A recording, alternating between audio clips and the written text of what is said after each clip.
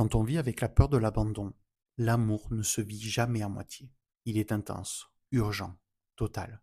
Au début, la relation peut donner l'impression d'une évidence. Tout est fort, tout est fusionnel. On se sent enfin vu, choisi, existant.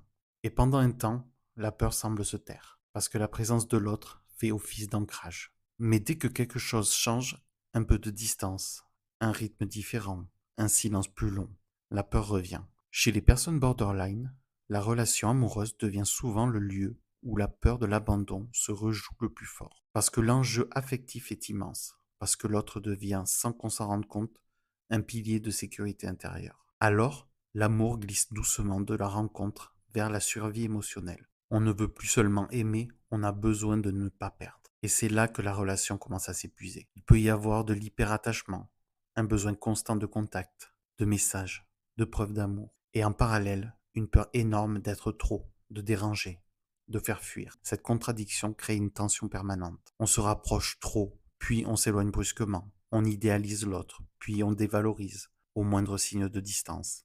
Ce va-et-vient n'est pas de la manipulation, c'est une lutte intérieure, une tentative désespérée de garder le lien tout en se protégeant de la douleur d'un possible abandon. Souvent, la personne borderline est consciente de ses émotions, et c'est ce qui rend les choses encore plus douloureuses. Je sais que je réagis trop, mais quand j'ai peur, c'est plus fort que moi. Avec le temps, cette intensité peut épuiser les deux côtés. Le partenaire se sent impuissant, jamais assez rassurant, et la personne qui a peur se sent coupable, incompréhensible, inaimable. Ce cycle renforce la croyance profonde. Si je suis moi-même, je finirai abandonné. Et pourtant, au cœur de cette peur, il n'y a qu'un désir simple, aimer sans perdre, être aimé sans avoir à se battre. Apaiser la peur de l'abandon dans les relations amoureuses ne signifie pas aimer moins.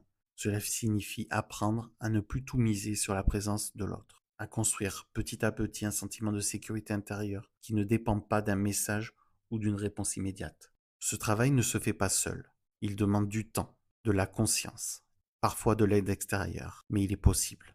Dans la prochaine capsule, on parlera d'un autre terrain où la peur de l'abandon s'exprime aussi, mais de manière plus discrète, les amitiés et les liens proches.